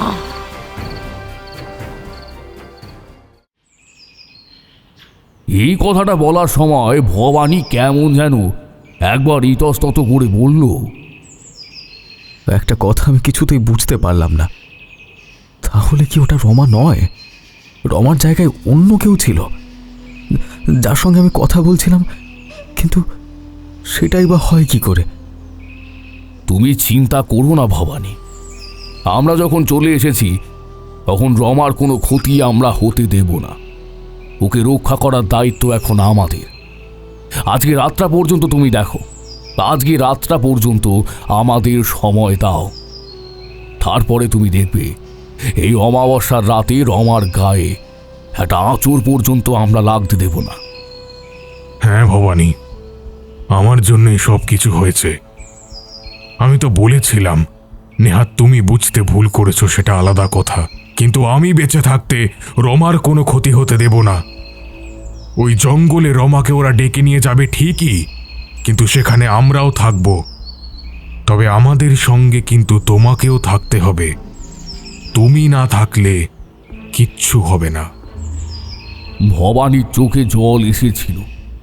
সে দু হাতে চোখ মুছে আমাদের দুজনের হাত চেপে ধরে বলল, সাধু বাবারা, আপনাদের উপর ভরসা করেই তো আছি এখানে। আমি তো রমাকে বাঁচাতে পারবো না বুঝতে পেরে নিয়ে চলে যাচ্ছিলাম। ওকে দূরে কোথাও নিয়ে চলে যেতাম। যদি রমার কোনো ক্ষতি হয়ে যায় তাহলে যে আমিও আর আমার জীবন রাখতাম না। বউ ছাড়া যে আমার আর কেউ নেই। হরি সাধু আর আমি ভবানীকে সান্ত্বনা দিলাম। আমাদের কথায় ভবানী বোধহয় খানিকটা শান্ত হলো। এদিকে রমা তখন প্রায় রান্নার ব্যবস্থা করে ফেলেছে। দুপুরে আমাদের খাওয়ার কথা বলল, কিন্তু হরি সাধু বললেন, না রমা, আজকে খাবো না। আজকের দিনটা যেতে দাও, তারপর কাল দুপুরে তোমার হাতের রান্না আমরা সবাই জমিয়ে খাবো। আজকের দিনটা সাবধানে থাকো, আমরা চলি। ভবানী, ঠিক সন্ধ্যের অন্ধকার যখন নামবে তখন দেখা হবে তোমার সাথে ওই দক্ষিণের জঙ্গলের কাছে। রমা কি বুঝলো কে জানে। আমরা যখন চলে আসছি তখন রমা বলছে, কাল রাতে বেশ শরীরটা খারাপ লাগছিল, শরীরটা কি যেন কেমন করছিল। কি কি হয়েছিল বলো তো? কিছুই তো বুঝতে পারলাম না। আমি মনে মনে হাসলাম। রমার কোনো কিছুই তো মনে থাকে না, সেটাও ভালো। কিন্তু ভবানী যে কথা বলল, তারপরে গোসাই তান্ত্রিকের কথা আমার মনে পড়ে গেল। হরিসাধু মিথ্যে বলেনি। শুধুমাত্র হরিসাধুর সাহায্যে গোসাই তান্ত্রিককে এমন একটা কাজ যখন করতে পেরেছে, তাও আবার বিছানায় বসে থাকা অবস্থায়, তার অসীম ক্ষমতার সাহায্যে আমরা অপেক্ষা করতে লাগলাম সেদিন সূর্য ডোবার জন্য। তবে সেদিন সূর্য ডোবার পরে যে এমন কাণ্ড হবে সে কথা আমিও ভাবতে পারিনি। তারানাথ চুপ করল। অধীর আগ্রহে আমরা গল্পের শেষ ঘোষণার জন্য অপেক্ষা করছিলাম। তারানাথ আর একটা সিগারেট তুলে নিয়ে তাতে অগ্নিসংযোগ করল।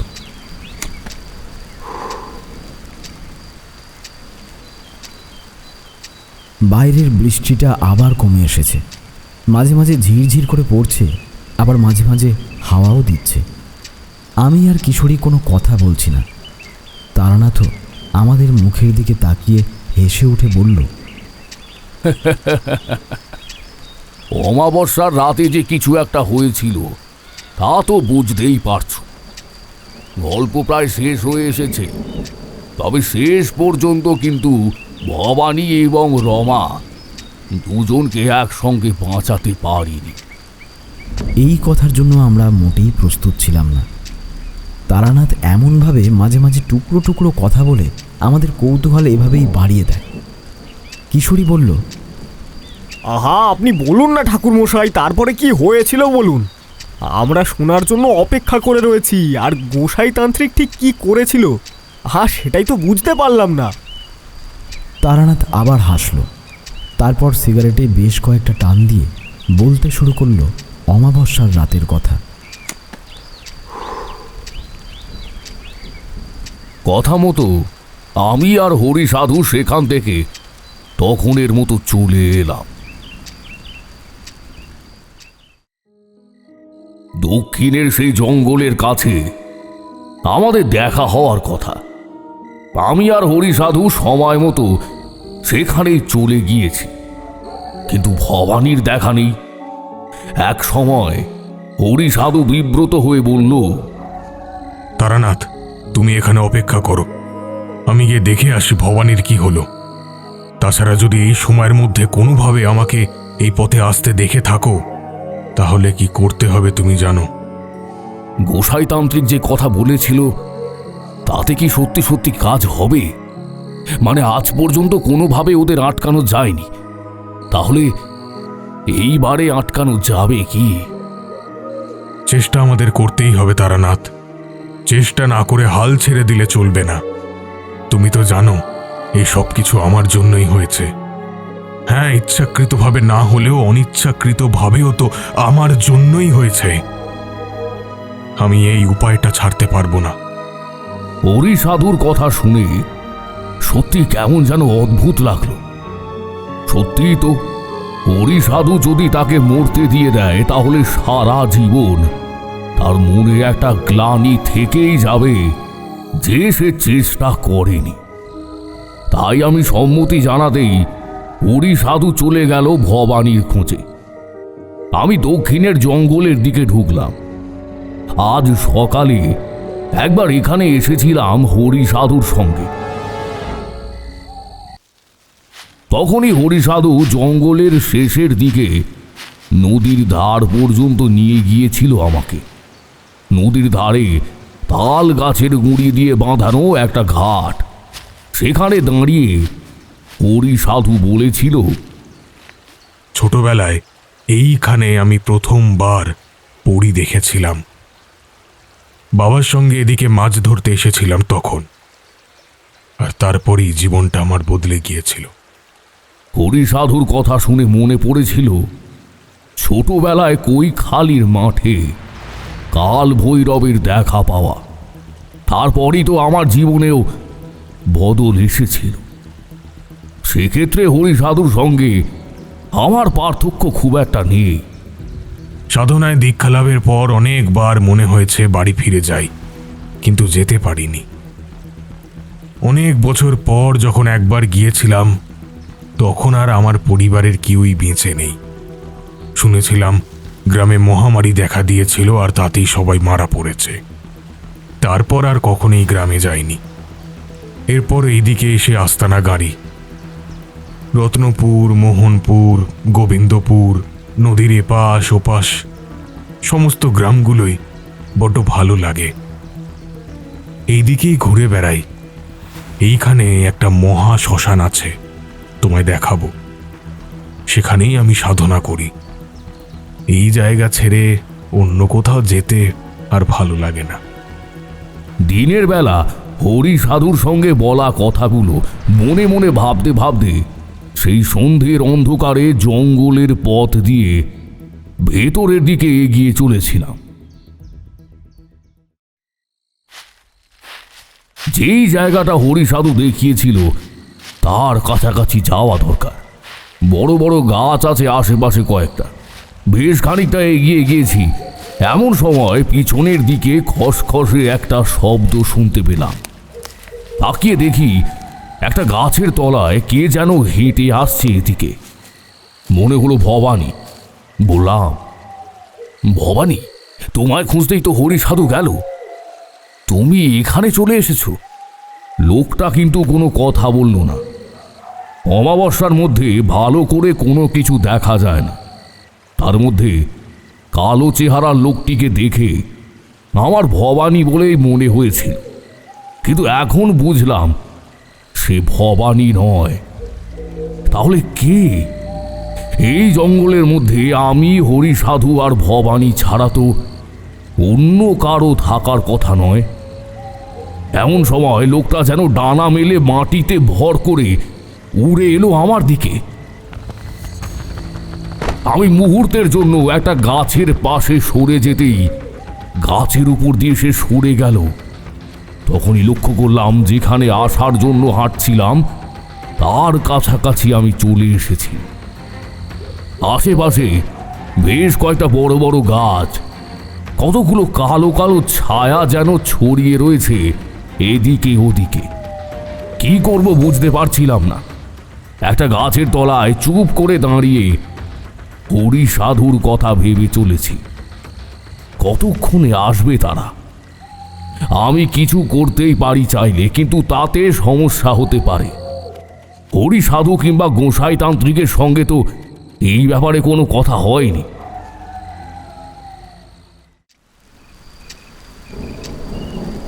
তাদের সঙ্গে কথা না বলে আমি কোনো কিছুই করতে পারবো না। কিন্তু কালো ছায়াগুলো যদি আপনার উপরেই আক্রমণ করতো, তাহলে? তখন অন্য কোনো ব্যবস্থা করা যেত, কিন্তু দেহবন্ধন করা কিংবা অন্য কোনো উপায়ে কিছু করার কথা ছিল না। তাই আমিও তা করিনি। কালো কালো ছায়াগুলো যেন এক জায়গায় জড়ো হতে লাগলো। আমি যে গাছের তলায় এসে দাঁড়িয়েছি তার উপরে কেউ একটা রয়েছে বুঝতে পেরেও সেদিকে একবারও তাকায়নি।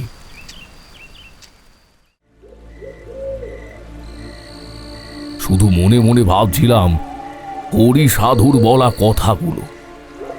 হরি সাধু বলেছিল, নিজের শিকার ছাড়া অন্য কাউকে, বিশেষ করে অমাবস্যার রাতে, ওরা আক্রমণ করে না। ভয় দেখাতে পারে, কিন্তু তার চেয়ে বেশি কিছু করবে না। তাই তোমার কোনো চিন্তা নেই। গোসাই সাধুর কথায় ভরসা করেই তো আপনি এত কিছু বলছেন। ঠিক আছে, দেখা যাক। অনেকক্ষণ কেটে যাওয়ার পরেই যেন জঙ্গলের মধ্যে খসখসে পায়ের শব্দ শুনতে পেলাম। আর তার সঙ্গে হরি সাধু আর ভবানী দুজনকেই দেখতে পেলাম। আমি তাড়াতাড়ি এগিয়ে গিয়ে ওদের সঙ্গে করে একটা গাছের তলায় গিয়ে দাঁড়িয়েছি। আর তারপরে শুরু হলো অপেক্ষা। ভবানী বলল, কিন্তু আপনি রমাকে ছেড়ে চলে আসতে বললেন কেন? ওকে বাঁচাবার জন্যই তো আমরা চেষ্টা করছি। এখন যা বলছি শুধু তাই করো, অন্য কোনো কাজ করো না। এখানে এখন চুপ করে দাঁড়িয়ে থাকো। তারানাথের সঙ্গে তুমি থাকবে। ঠিক যে সময় তোমাকে যে কাজটা করতে বলবো তাই করবে, অন্য কোনো সময় কিন্তু কোনো কিছু করবে না। ভবানী যেন ভয় পেয়েছিল। সামনের দিকের অন্ধকারের মধ্যে সেই কালো কালো ছায়াগুলো দেখা যাচ্ছে। একটা আগুন জ্বলে উঠেছে কোথায় যেন, আর তার চারপাশে কালো কালো ছায়াগুলো বসে রয়েছে। ভবানী বলল, এই ছায়াগুলোকেই তো দেখেছিলাম সেদিন জঙ্গলের মধ্যে। সেদিন যদি ওদের না দেখতে পেতাম তাহলে হয়তো আমার জীবনটা আর এমন হতো না। এই হলো সেই শয়তানের দল। তাদের সঙ্গে দেখা না হোক তাই আমি সবসময় চেয়ে থাকি, কিন্তু আজ এই শয়তানের দলকে হারাবার একটা উপায় আমি জানি। তোমরা চিন্তা করো না। কিন্তু অন্ধকারের মধ্যে ওই আগুনের আলোতেও তো ওদের মুখ আমরা একবারও দেখতে পাচ্ছি না। আগুনের চারপাশে ওরা বসে আছে ঠিকই, কিন্তু আগুনটা জ্বালাবার কারণ কি? সে কথা পরে বলবো। এখন আমাদের রমার জন্য অপেক্ষা করা দরকার। একটা পায়ের শব্দ আসছে বলে মনে হচ্ছে না? ওই দেখো, ওই দেখো, আগুনের দিক থেকে একটা শব্দ ভেসে আসছে। একসঙ্গে অনেক পাখির ডাকে যেমন কিচির কিচির কিছু শব্দ হয়, ঠিক তেমনই যেন একটা শব্দ শুনতে পেলাম আমি আগুনের দিক থেকে। তার সঙ্গে পিছনের দিক থেকে ভেসে আসা পায়ের শব্দটা। সেই অন্ধকারের মধ্যে আবার একটা মূর্তিকে দেখতে পেলাম। আমরা জানি ওটা রমা ছাড়া অন্য কেউ হতে পারে না। তাকে দেখতে পেয়ে ভবানী গিয়ে তার সাথে দেখা করতে চাইল। শক্ত করে আমরা তাকে চেপে ধরে রইলাম। রমা এগিয়ে যাচ্ছে সেই আগুনের দিকে। মিথ্যে বলবো না, বুকের ভেতরটা যেন ধক করে উঠল। একবার যদি আগুনের ভেতরে উঠে পড়ে রমা, তাহলে কোনোভাবেই আর ওকে বাঁচাতে পারবো না। কিন্তু হরি সাধু যেন স্থিরভাবে চুপ করে বসে রয়েছে। রমা হাঁটতে হাঁটতে আগুনের ঠিক কাছাকাছি চলে গেছে। কালো কালো ছায়াগুলো উঠে দাঁড়িয়েছে। ঠিক এমন সময় একটা ব্যাপার ঘটে গেল। রমা যেন আগুন দেখে ছিটকে গেল পিছনের দিকে। তারপর চিৎকার করে উঠল। রমার মুখ থেকে বেরিয়ে এলো একটা অদ্ভুত গলা।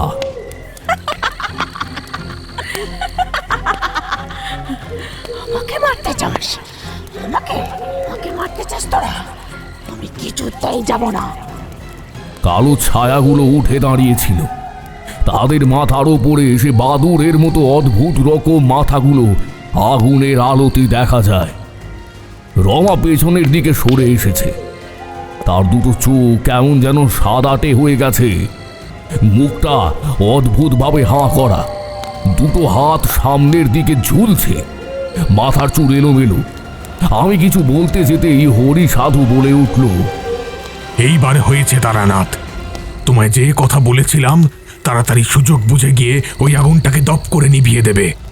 আর তারপর ভবানী, তুমি চুপ করে এখানে বসে থাকবে। তুমি এখান থেকে বেরিয়ে বাইরে যাওয়া মানেই কিন্তু বিপদ। তোমাকে এখানে নিয়ে আসার একটা অন্য কারণ আছে। ভবানী এখানে বসে রইল। অন্ধকারকে আশ্রয় করে আমি তাড়াতাড়ি এগিয়ে গেলাম। আগুন নেভানোর জন্য বেশি কিছু লাগবে না। একপাশে উঁচু হয়ে থাকা মাটির ডেলা আমি দেখেছি। জোরে জোরে সেই মাটি তুলে আগুনের মধ্যে দিয়ে দিলেই আগুন নিভে যাবে। কি কথা ভেবে মাটির ঢেলা তুলে নিয়ে আসবো বলেই তৈরি হয়ে নিলাম। রমা পেছনের দিকে সরে আসতেই সেই কালো কালো ছায়াগুলো একসঙ্গে উঠে তার দিকে এক পা করে এগোতে লাগলো। রমার মুখেও কিন্তু আগের মতোই অদ্ভুত কণ্ঠস্বর। সামনে যে আসবে কিন্তু মরতে হবে। চলে যা এখান থেকে। আমি এখানে এলাম কি করে? আমি তো চলে এসেছিলাম, কিন্তু বাকি কিছু জানি না। আগুনের কাছাকাছি এসে মাটির খানিকটা তুলে নিয়ে তৈরি হয়ে রইলাম। কালো কালো মূর্তিগুলো রমার একদম কাছাকাছি গেছে এমন সময় হুড়মুড় করে সেই মাটি ফেলতে লাগলাম আগুনের উপরে। বোধহয় ভাগ্য ভালো ছিল, মাটি ফেলতেই এক পাশে আগুনটা নিভে গেল, অন্য পাশে আগুন নিভতে কালো মূর্তিগুলো যেন পিছিয়ে আগুনের দিকে ছুটে আসতে লাগলো। অবাক হয়ে দেখতে পেলাম তাদের কাঁধের কাছ থেকে যেন ডানার মতো কিছু একটা উঠেছে। ভবানী মিথ্যে বলেনি, যেন অনেকগুলো বড় বড় বাদুড় হাওয়ায় ভেসে এগিয়ে আসতে লাগলো আমার দিকে। এমন সময় হরি সাধুর চিৎকার শোনা গেল, রমা, রমা, রমা, ফিরে আয় আমার কাছে, ফিরে আয়। এরপর আমি হরি সাধুর হাতে কি যেন একটা দেখতে পেলাম।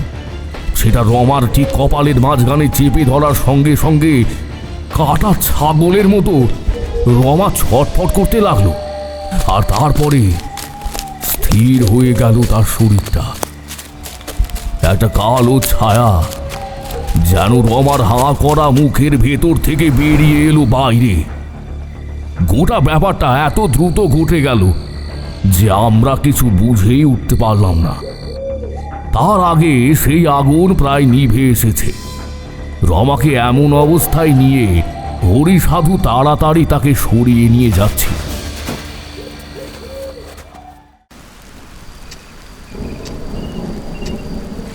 এমন সময় সেই কালো মূর্তিগুলো এগিয়ে আসতে লাগলো তার দিকে। আপনি বলেছেন অমাবস্যার রাতে আগুন নিভে গেছে প্রায়, তাহলে আপনি কি ওই নিভে আসা অল্প আলোতেই ব্যাপারটা দেখতে পেয়েছিলেন? হ্যাঁ, আগুন প্রায় নিভে এসেছিল, জায়গাটা ফাঁকা আগেই বলেছি। অমাবস্যার রাত হলেও সেই আলো আঁধারিতে অল্প যেন বোঝা যাচ্ছিল। যতই ব্যাপারটা বুঝতে পেরেছিলাম আগুনটা প্রায় নিভে এসেছে। আমি দৌড়ে গেছি ভবানী যে গাছের তলায় ছিল সেই দিকে। ঠিক এমন সময় একটা ব্যাপার ঘটে গেল। জঙ্গলে গাছের আড়াল থেকে ভবানী চিৎকার করতে করতে ছুটে এলো। ছেড়ে দে, ছেড়ে দে বলছি আমার বউকে, ছেড়ে দে। অনেক জ্বালিয়েছিস তোরা, ওকে ওকে মারতে পারবি না তোরা, ছেড়ে দে। কথাটা বলতে বলতে ভবানী ছুটে গেল হরি সাধু আর রমার দিকে, আর তারপরে সেই কালো ছায়াগুলো যেন একেবারে ঝাঁপিয়ে এসে পড়লো তার গায়ের উপর। ব্যাপারটা যেন চোখের নিমেষে ঘটে গেল। আমি কিংবা হরি সাধু তাকে বারণ করতে পারলাম না। ঠিক তখনই এক আশ্চর্য কাণ্ড দেখে রক্ত জল হয়ে গেল। মাটি দিয়ে যে আগুনটা চাপা দিয়ে ফেলেছিলাম সেই আগুনটা হঠাৎ করে যেন আবার নতুন করে জ্বলে উঠেছে। কোথায় যেন সরে গেছে সেই মাটি। তারানাথ, তারানাথ, তাড়াতাড়ি ওখান থেকে সরে যাও, তাড়াতাড়ি সরে যাও ওখান থেকে তারানাথ। আমি তাড়াতাড়ি সেখান থেকে সরে গেলাম। হরি সাধু তখন রমাকে টানতে টানতে গাছের দিকে নিয়ে গেছে, কিন্তু চোখের সামনে সেই কালো কালো ছায়াগুলো বড় বড় বাদুড়ের মতো ঝাঁপিয়ে এসে পড়ল ভবানীর ওপরে। ভবানীর সেই প্রচন্ড চিৎকার শুনে আমি তাকে বাঁচাবার জন্য এগোতে যাচ্ছিলাম, কিন্তু হরি সাধু আমার হাত শক্ত করে চেপে ধরে রাখল। হরি সাধুর গোটা শরীর তখন থর থর করে কাঁপছে, যেন ঠিক যেভাবে ঈগল মাছ নিয়ে যায় সেইভাবে ভবানীকে ওরা নিয়ে গিয়ে ফেলল সেই আগুনের উপরে। দাউ দাউ করে পুড়তে লাগলো তার গোটা শরীর। ভবানীর সেই তীব্র আর্তচিৎকার যেন গোটা জঙ্গল শুনতে পাচ্ছিল।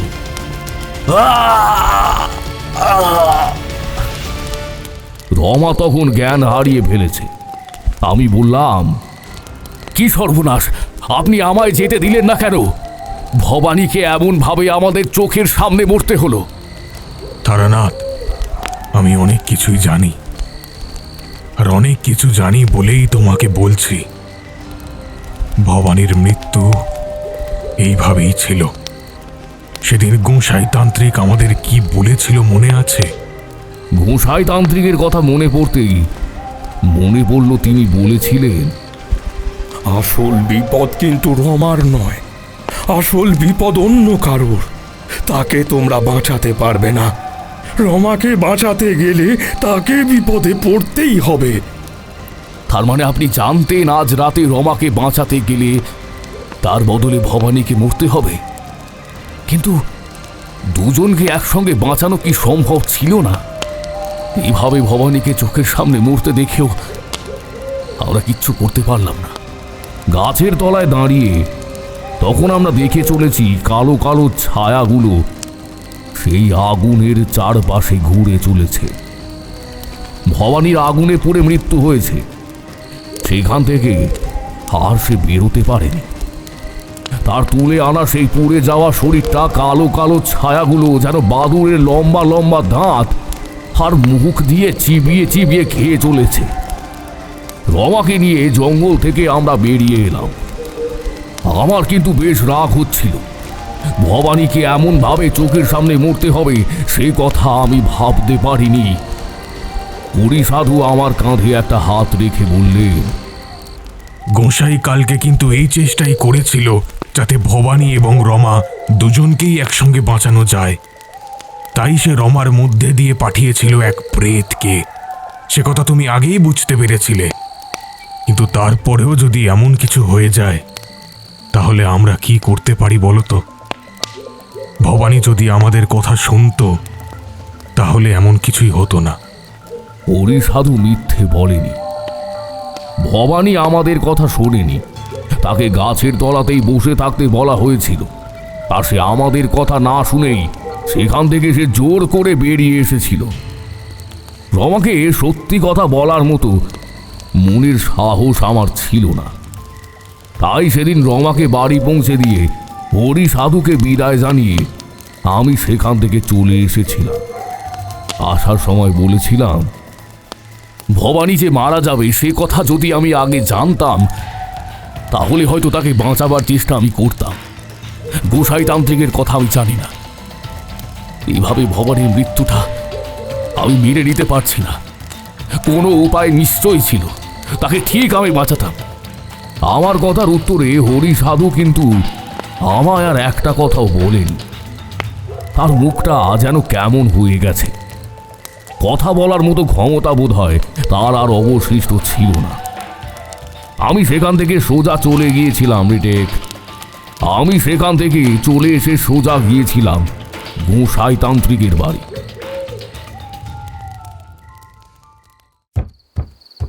দেখো তারানাথ, অনেক কিছুই আছে যা আগে থেকেই নির্ধারিত হয়ে থাকে। সেই সব কিছু বদলাবার মতো কোনো ক্ষমতা আমাদের থাকে না।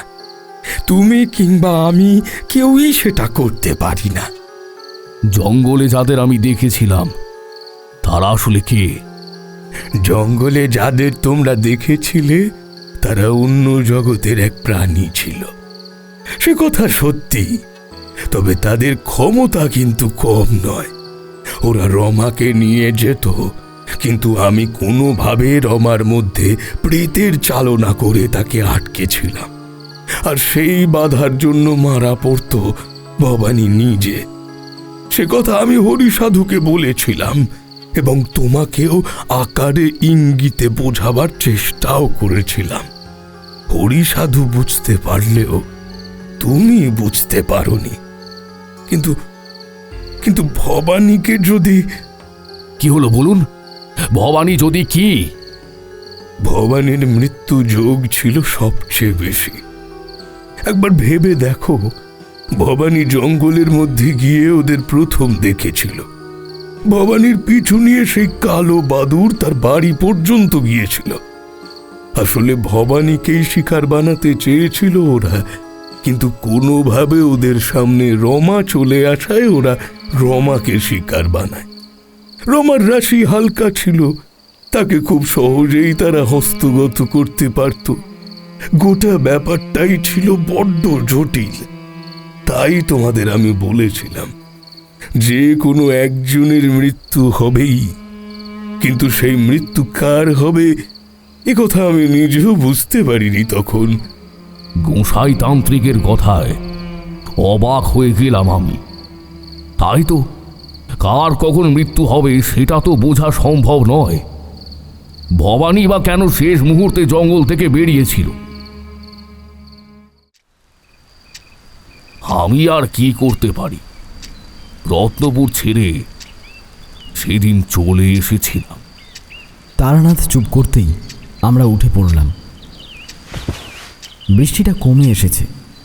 কালো মেঘ আস্তে আস্তে সরতে শুরু করেছে।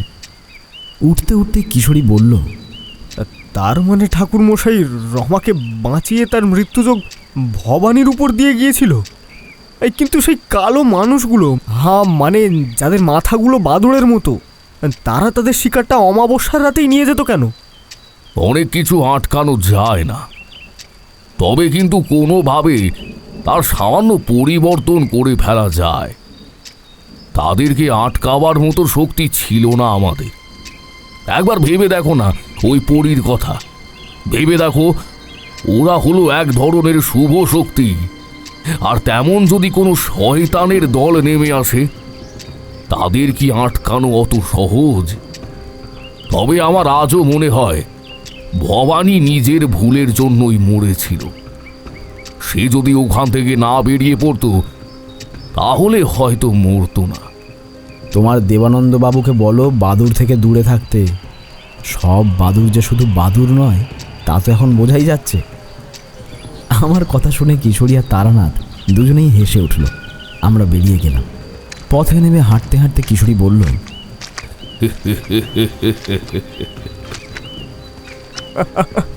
সবই তো ঠিক হলো, কিন্তু একটা কথা তো বুঝতে পারলাম না কিছুতেই। বাদুড় মানে ওই বাদুড়ের মুখপালা যে মানুষগুলো ছিল, তারা তো তার মানে ওই রত্নপুরের জঙ্গলে এখনো আছে। তারপরে তারা কারোর ক্ষতি করেনি। এই যা, এই রত্নপুর কোথায় সেটাই তো ঠিক করে জানা হলো না।